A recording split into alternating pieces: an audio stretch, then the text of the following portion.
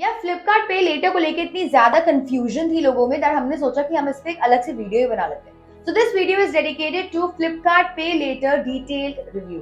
We will start this video by answering some of the most important questions that we have already received in the comment section.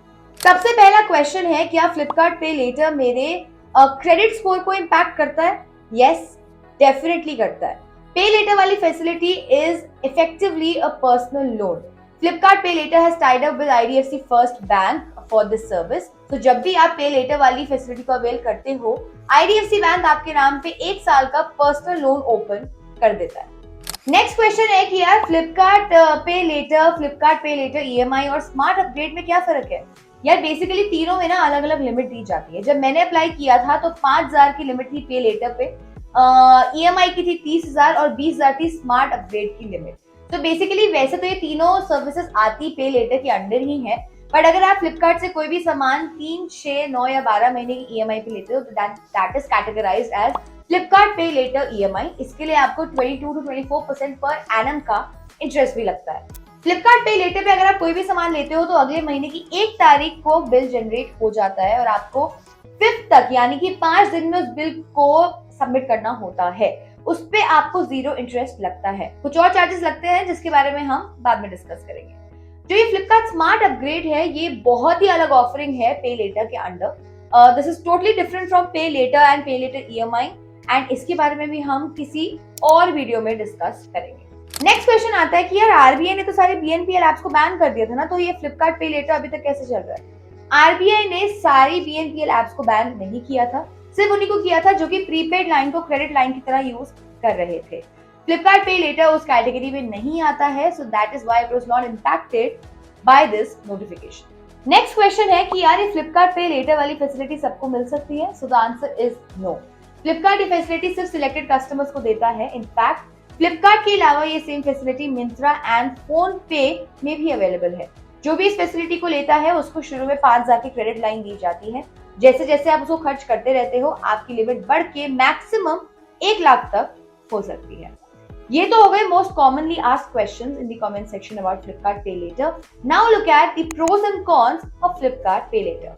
सबसे पहले discuss करते हैं Flipkart pay later के pros. देखिए, पहला pro तो यही है कि फ्लिपकार्ट पे लेटर पे करना इज एक्सट्रीमली कन्वीनियंट. 2-3 क्लिक में आपकी ट्रांजैक्शन कंप्लीट हो जाती है और आपको OTP बार बार डालने का झंझट भी नहीं रहता. अगर आपको कोई भी ऑर्डर रिटर्न या कैंसिल करना है तो आपको रिफंड को ट्रैक करने का झंझट भी नहीं रहेगा. उतनी ही लिमिट ऑटोमेटिकली आपके क्रेडिट लिमिट में ऐड हो जाती है. दूसरा बेनिफिट इज दैट कि अगर आपका क्रेडिट स्कोर कम है या है ही नहीं तो this is an extremely easy way to improve your credit score. अगर आपका क्रेडिट स्कोर कम है तो आपको क्रेडिट कार्ड मिलने में प्रॉब्लम हो सकती है, but not with Flipkart pay later. Third benefit is that you don't have to pay any maintenance fees to keep this facility alive. ये तो हो गए फ्लिपकार्ट पे लेटर के pros. Now let's discuss Flipkart pay later's cons. सबसे बड़ा con ये है that if you use this facility for more than 1,000 rupees then you have to pay a usage fees of 15 rupees. सुनने में बहुत ज्यादा नहीं लग रहा, बट अगर आपने 1500 की ट्रांजैक्शन करी है उसमें 15 रुपए दे रहे हो which comes out to be like 1%. And अगर आप हर महीने ये फैसिलिटी यूज कर रहे हो then paying 1% every month gets a little too much. Also अगर आप फ्लिपकार्ट पे लेटर EMI वाला ऑप्शन अवेल करते हो then that is extremely expensive. Also EMI option avail करने के लिए आपको 1% की प्रोसेसिंग फीस देनी पड़ती है. Maximum capacity is 199. For example अगर आप 15,000 की EMI ऑप्शन अवेल करते हो देन आपको 1% यानी कि 150 रुपए की ट्रांजैक्शन फीस लगेगी. And the worst part is अगर आप इस ऑर्डर को कैंसिल या रिटर्न भी करते हो तो आपका ये जो ट्रांजैक्शन फीस है, जो प्रोसेसिंग फीस है 1% की, वो आपको रिफंड नहीं होगा. एक बार कट गया तो कट गया. इसके अलावा जैसा हमने आपको पहले बताया फ्लिपकार्ट पे लेटर EMI वाला अगर आप ऑप्शन अवेल करते हो तो उसमें आपको 22 to 24% पर एनम के हिसाब से इंटरेस्ट लगता है. इससे कई ज्यादा सस्ता तो आपको पर्सनल लोन मिल जाता है. सो EMI लेने का तो कोई सेंस एनीवे बनता ही नहीं है. फ्लिपकार्ट पे लेटर में अगर आप अपनी पेमेंट मिस करते हो तो आपका क्रेडिट स्कोर तो खराब होता ही होता है.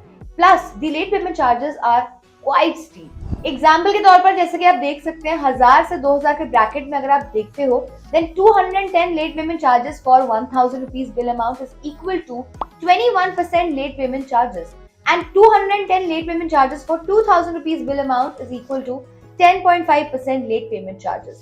Late payment charges translate to 10 to 20% per month, which is extremely high.